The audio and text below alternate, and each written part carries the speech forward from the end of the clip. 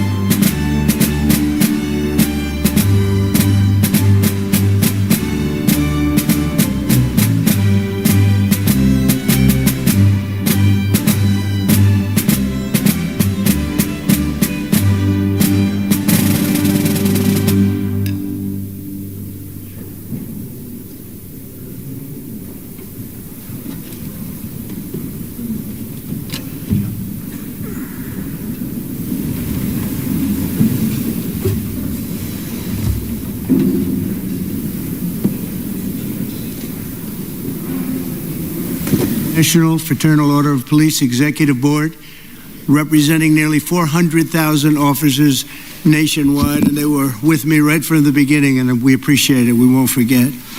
Your members are the backbone of American law enforcement, and we're deeply grateful for your service, and you have done great service indeed. We're also joined by our great Attorney General, Pam Bondi. Thank you, Pam, for being here.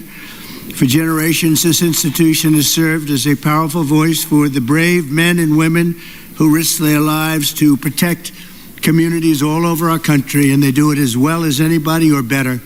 I was delighted to earn your endorsement in every one of my presidential campaigns where we did very well, record-setting well, and I'm proud to stand with you today as the most police president, I would say, without question, in the history of America. I don't think anybody's been more for the police than I am.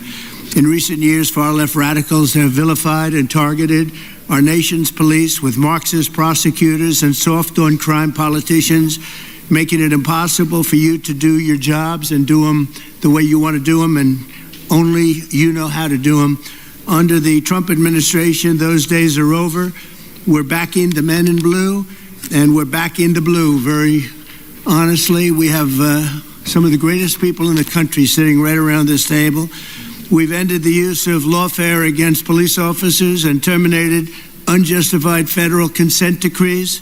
I signed an executive order directing the Department of Justice to provide legal protection and financial support for officers targeted by very frivolous lawsuits. Oh, I know about frivolous lawsuits better than you do. I can tell you, I had my share of them.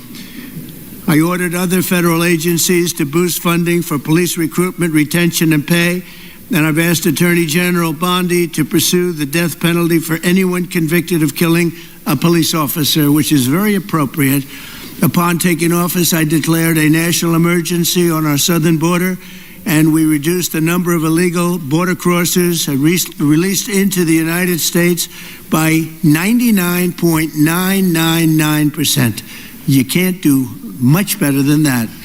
We've removed thousands of violent criminal illegal aliens from our communities as part of the largest deportation effort in American history. And just a few months into office, the national murder rate has plummeted by 28%. It's going down largely because of what you're doing. I'm also deeply grateful to the National Fraternal Order of Police for its resounding endorsement of the One Big Beautiful Bill, which is moving along very nicely with great support. It's a great bill. It's a bill that's going to cut taxes more than any bill we've ever put in the history of our country. It's going to cut costs and expenses by $1.6 trillion, which is the biggest cut in expenses ever. And it's going to do so many other things. You know, our country is doing record business right now. Record investment is coming in. Close to $15 trillion is already committed to come in for building new plants and factories. AI is big. Apple's investing $500 billion plus. They're all coming in. It also includes the largest investment in border security in our nation's history, equipping law enforcement with the tools to stop the invasion. I built a lot of wall, hundreds of miles of wall. Now we're going to build some additional wall where we feel we probably should build it after a little trial and error. and we're going to end up building more wall than even I built, and we built a lot. So I want to thank you for your support, and now let's get the bill passed. We want to get it passed through Congress without delay. In everything we do, we will give our police the respect and the protection and all of the resources that you need. I did that, as you know, nobody wanted to do it before me, where I gave you the military equipment that was excess. They called it excess military equipment. You know that very well. I think every one of you benefited by that. It was in warehouses, billions of dollars worth in warehouses all over the country, and other presidents didn't want to give it to you. I did, and then we gave it to you, and it helped out a lot and saved a lot of police officers' lives. I'd now like to ask Attorney General Pam Bondi to say a few words, followed by FOP National President Patrick Yose, and then Washington, D.C. FOP Trustee Greg Pemberton, and Vice President of the Fraternal Order of Police, Joe Gamaldi, all great people. Thank you very much. Pam, thank you very much. Thank you, President, and thank you to the Fraternal Order of Police for being an unwavering voice for America's law enforcement. We all know there is no ordinary day in the life of a police officer. Each day, you leave your homes with complete uncertainty as to who you will encounter and what happens each day. You also stand on the front lines against cartels and foreign terrorist organizations while fighting the horrors of illegal drug and human trafficking. I was just in Poland this morning and arrived back not even 2 hours ago.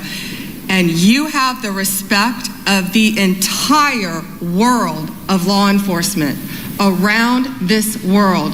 They respect all of you so much. Thank you for making all of us so proud on the worldwide stage. President Trump's Justice Department will do everything to protect you and to support all men and women who wear the badge in this country. We are fully committed to ensuring our local law enforcement officers have access to the resources, tools, and manpower you need to do your jobs.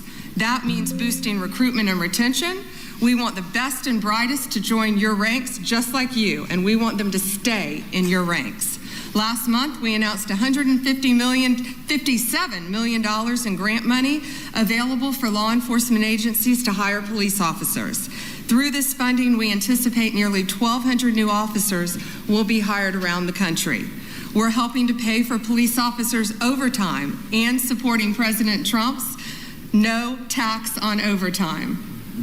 We've also made millions of dollars available for mental health and wellness programs for you around this country. We know how important that is. We're aggressively prosecuting criminals who assault law enforcement officers. We will not tolerate attacks on police officers. Since January, the department has brought 138 cases in 33 states against defendants who have assaulted our officers. Additionally, the DOJ will no longer target police departments with bogus lawsuits and bogus investigations. We are dismissing lawsuits filed by the Biden DOJ against police departments in Louisville, Minneapolis, Albuquerque, and more. We're ending meritless investigations into Phoenix, Trenton, New York City, Oklahoma, and elsewhere. We're also ending consent decrees that take control away from you, destroy morale, and increase violence. Instead, we're working with local law enforcement to give you the tools that you need to make our streets safer. We believe in backing the blue, not just in word, but in action. The Biden administration slandered you, defunded you, and undermined your service. But we stand with you, we honor you, and we will not abandon you. Thank you on behalf of President Trump, the Department of Justice. We are 100% committed to standing with our nation's law enforcement. God bless you and God bless America. Thank you. Thanks, Pam. Mr. President, first, thank you. Thank you for not only your support for law enforcement as the 45th president, but also your support as the 47th president and all the years in between. You've always been a steadfast supporter of the Fraternal Order Police and law enforcement across this country. I want you to know on behalf of our nearly 400,000 members, we appreciate all that you do for us. With us today is the members of our executive board. We also have members of FOP unions in major cities across this country, which have some very serious problems you are going to address overtime, tax on overtime. And that was a promise made in a new big bill. One big new bill is certainly making good on that promise. We thank you for that. You know, law enforcement officers working right now are working so many hours and they're forced to work overtime, and now they have the tax liabilities that are associated with being pushed into different tax brackets because of being forced to work. Not only that, they're not getting to keep the money they earn. So you, in a recruiting and retention standpoint, you show appreciation for what we do, recognize what we do in the community, and I want you to know that we're proud to support the bill. This is something that needs to be happening. A promise that you made, and we appreciate you carrying through with it, and know that we're a partner in it. You also made a number of other promises to us, and promises made that we appreciate. And I want to start with one of our first people I'd like to recognize. You promised, and here we're on our nation's capital, revitalizing the city and making it safe again. And no one knows that better than the person who lives it every day and leads the officers in the Metropolitan Police Department and our labor union, and Greg Pemberton. And I'll ask Greg to say a few words. Thank you, Pat, and thank you, Mr. President, for having us.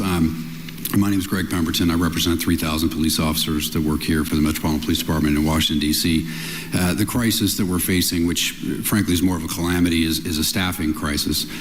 We are authorized to have 4,000 sworn police officers here in the nation's capital. Unfortunately, as of today, we only have 3,190, over 800 vacancies that we have here for this Metropolitan Police Department. And the worst part is that over the past 5 years, we've had a net loss of 600 police officers who've just left this agency in a mass exodus. And the reason for that is that our city council here in the District of Columbia has passed layers and layers and layers of legislation that prohibits our officers from being able to do their job.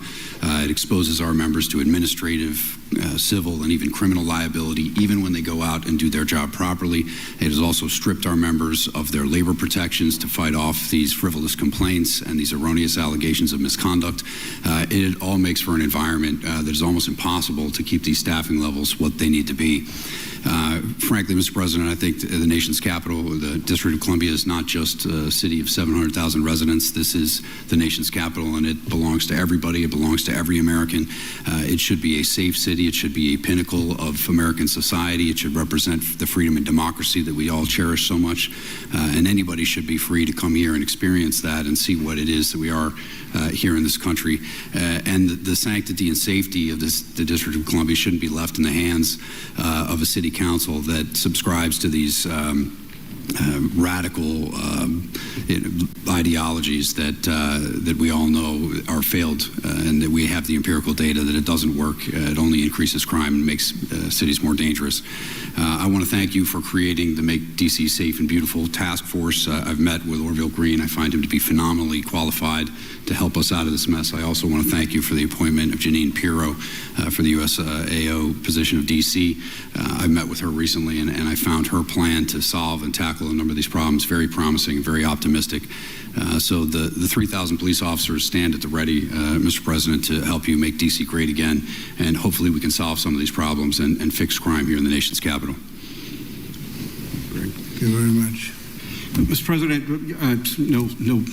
it's the topic of the day. Pretty much every day now is the unmitigated disaster that has created in cities across this country with the open borders. And all the problems that it has done for quality of life, it's done for our safety within our communities, safety of the officers that work in the communities, and you've been a great advocate of putting us back together. And I'll ask our Vice President Joe Grimaldi to touch on. President Trump, I think I'd be remiss if I didn't start by saying thank you. Thank you for the incredible efforts by you and your administration to deport these people who have come to our country illegally and then refuse to follow the very laws that we hold so sacred. Our officers, especially in sanctuary cities, are tired of arresting the same people over and over again who never should have been here in the first place. We have lost friends, co-workers, unimaginable trauma to American citizens and families. And the most frustrating part from a law enforcement perspective, what it was 100% avoidable. And now we have judges who are standing up for gang members, murderers, robbers, rapists, blocking deportations, obstructing the very will of the American people. It's a disgrace. And if they had a shred of integrity, which I assume they don't, they would resign in shame for what they're doing right now. But I would just ask that you continue to work with us, continue to support with us so that we can partner with all of our great federal agencies out there, continue to carry out this mission. And again, thank you for securing the border and once again making our country one of law and order. Thank you very much. Very nice. Second. Yes.